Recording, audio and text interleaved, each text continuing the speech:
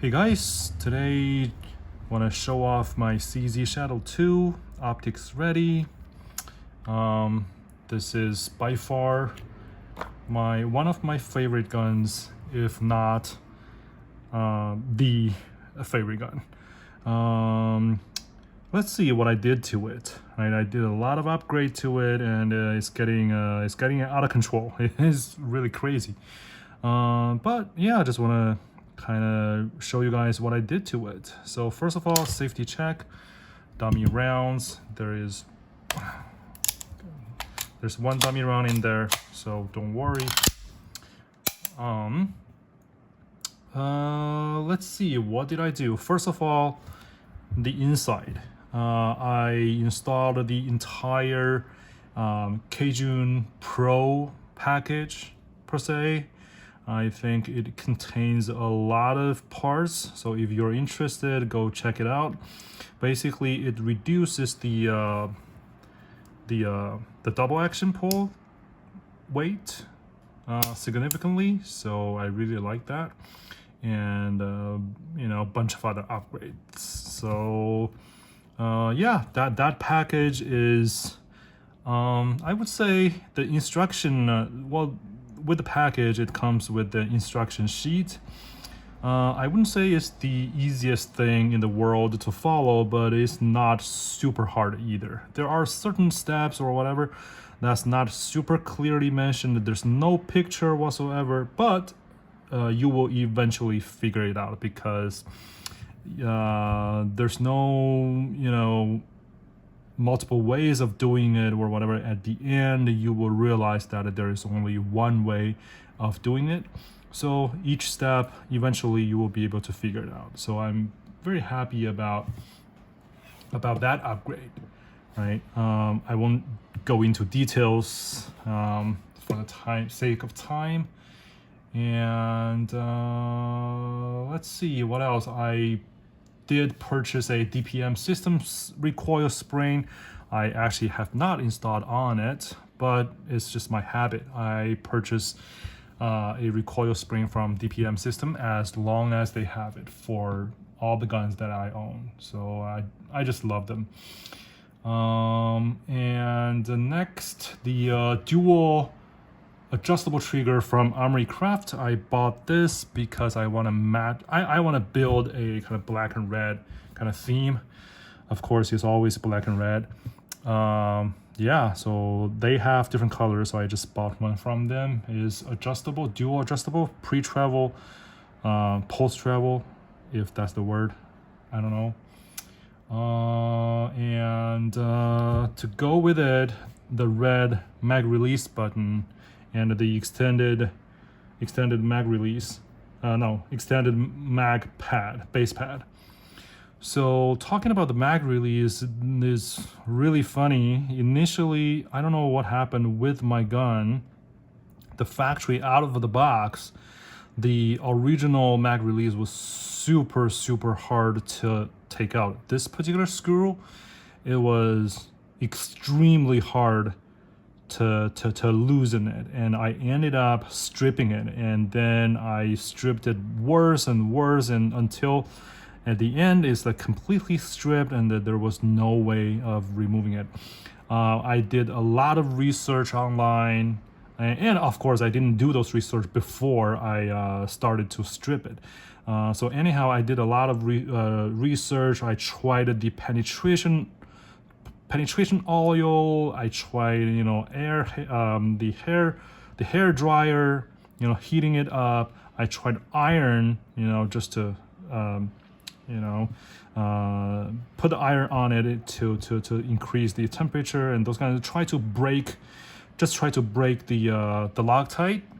And I still don't understand why they put such a strong Loctite in it. It probably is like a red Loctite or something, and it's just, I tried everything, right? And then I tried drilling it. I tried the extractor bit or the extractor kit, those kind of things that you can find online. I basically tried everything, right? And then at the end, I just gave up, because as I eventually, my last last try was to drill it, and by accident I drilled the thread as well, so I basically destroyed it. And then I had to order entire mag release kit from Kjun. So, and then that one, to start with, I was very careful. I used a heat gun to heat it really well, and then I think the most important thing is to find the screwdriver or the screwdriver or the screw head that matches with this particular screw exactly, as close as you can get. Of course, the size. It is T8, T10, whatever, right? I don't remember the size, but whatever the size is, you will realize that for different brand of the screwdriver, they have slightly different fitting, right? If you end up with a slightly smaller screwdriver, then it's very easy to strip it. I just had to try different brand, for example, Amazon Basic, and some other kind of different, bit driver head and those kind of things. I just try to find the one that exactly matches it, and then if you wiggle it, there's zero playroom, right? There's zero play, and then that's the one you want to use, and then slowly turn it as you heat it up using the heat gun. And then luckily for my replacement mag release, I was able to take out the screw head and put the colored one in. So that was my learning, for this kind of a Torx type, very easy to get stripped. So that was my learning. Moving on, as you can see, I have the grip panel, and this one is actually from Lock Grips. I purchased two different things from Lock Grips. Originally I purchased a G10 version with the engraved Cobra on it, and red liner and everything. It looked phenomenal. And then they had this brass heavy grip panel with black coating, and then with no hesitation I just went ahead and ordered it, because I love heavy guns. I want my pistol to be as heavy as possible. I don't mind the weight, and I just want anything that can mitigate the recoil. And I don't go to matches, and I don't play. I don't shoot professionally or anything like that. It's a range toy gun, so I just want it to be exactly what I wanted. So I ordered that, as well as the magwell from Lock Grips is again brass with black Cara coating, so it made the gun extremely heavy. But the benefit is it definitely offset the weight of the light or the laser, and it makes the gun actually, in my opinion, much better balanced. So you don't have that kind of a super heavy head, that kind of a feeling, right? So I like it. Let's see, what's the next? Of course, some red dot adapter plays, those kind of things, doesn't really matter.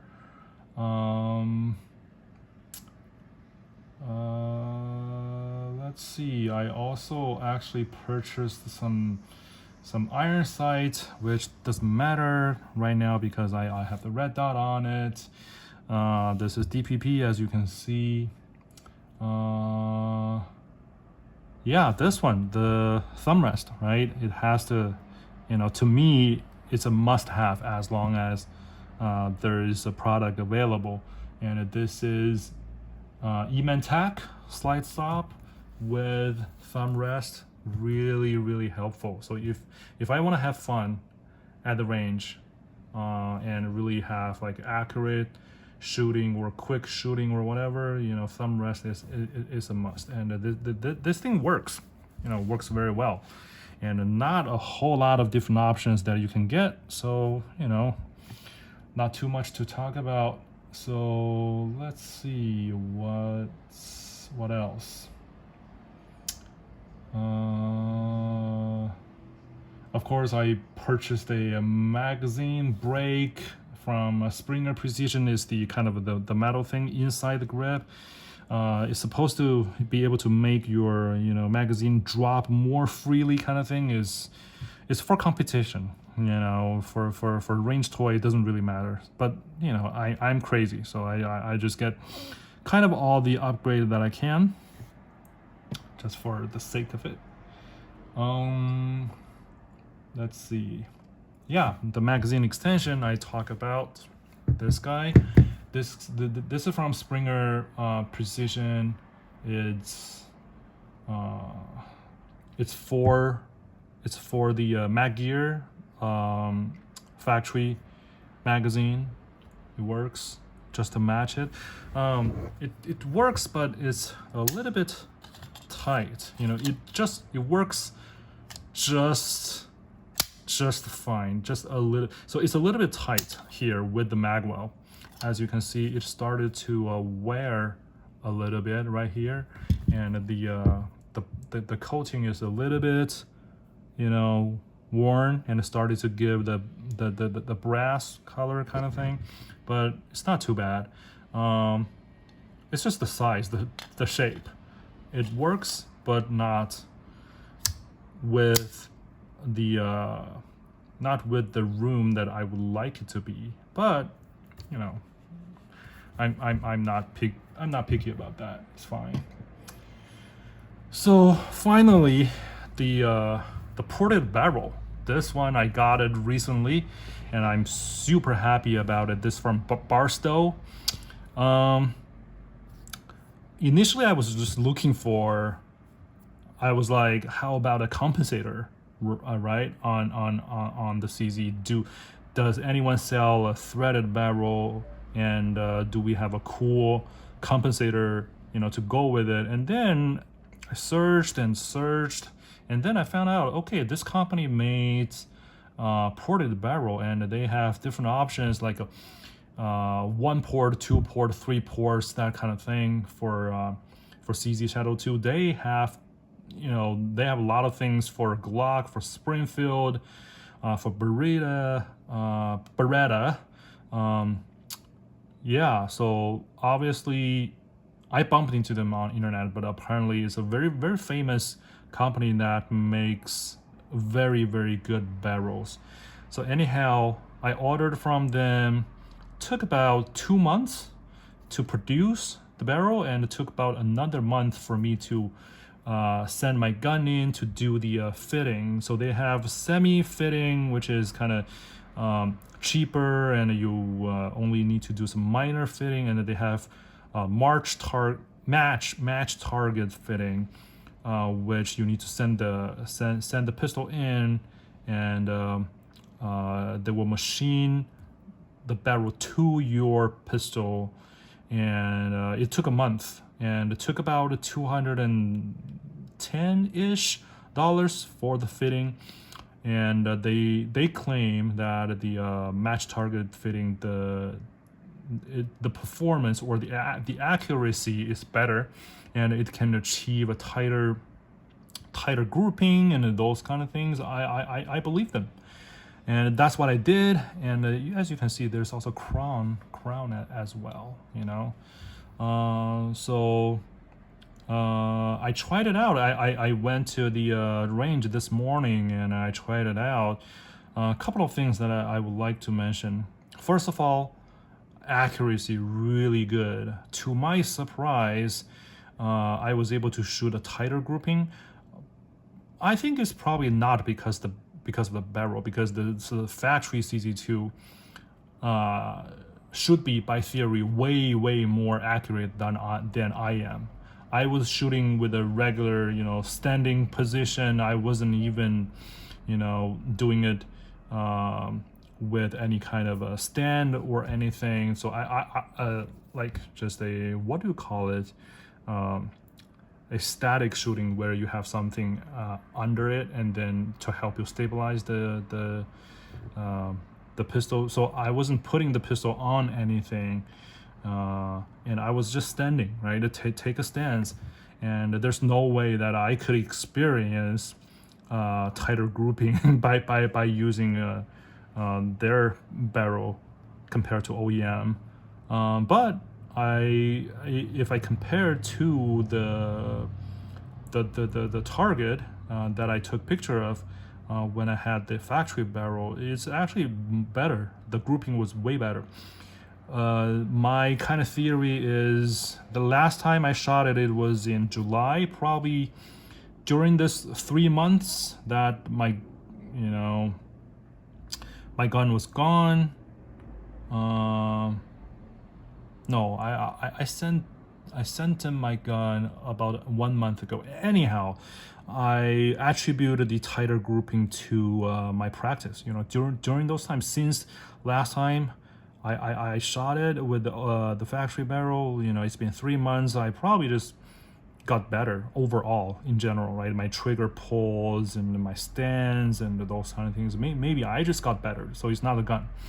However, in theory, the barrel is better, but my experience is, the grouping is really good. I love it. So accuracy wise, no problem. Reliability, no problem. I shot 100 rounds in a row, and there was one malfunction, and that was because of the ammo. It's not about it's not a threat. It's not a barrel at all. It was, that particular bullet was made in a weird shape, that kind of thing, weird. But zero malfunctions attributed to the gun or to the barrel. So reliability wise is super good. Recoil, right? And I did feel there is I could shoot flatter, and there's a softer recoil, and did what I expected to do.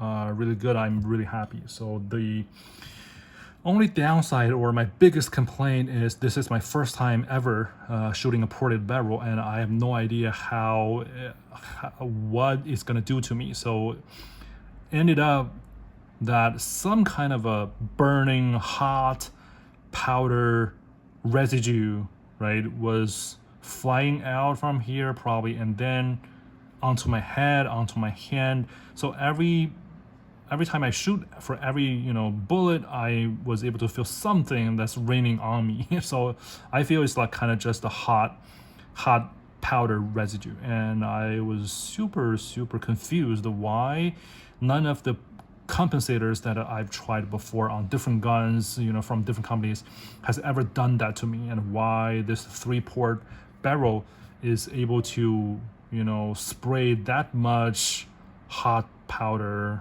into the air and then onto me. So all the smoke that's got sprayed upwards, that is fine, that is understood, that is expected, that's what the compensators do as well.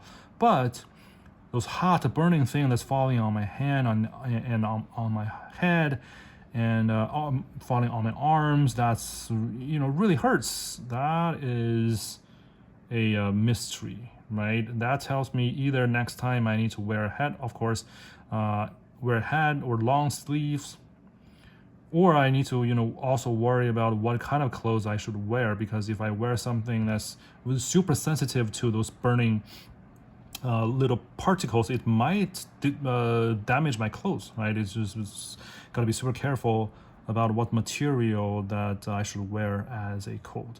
So that is concerning, and I still don't know why and how and what did I do wrong, and those kind of things. So performance-wise, I'm really happy. It's just the side effect. I'm super baffled. I don't know. So if you know, tell me. Leave comments below and educate me. Obviously, I'm no pro, right? I'm not a professional shooter. I'm just shooting for fun, and I need a lot of education. I need to learn experience from other people. So if you know anything about it, let me know. So this is what I had. Obviously, the accessories, the Streamlight, DPP, those kind of things are there. I think that's pretty much it. Anything else I want to talk about? Anything I did to this gun? that I haven't mentioned? Probably no. Oh yeah, the last thing. I thought about the bushing, right? From Cajun Gunworks, because they claim their bushing is tighter, is, it can make you have a better grouping and those kind of things. I believe them, right?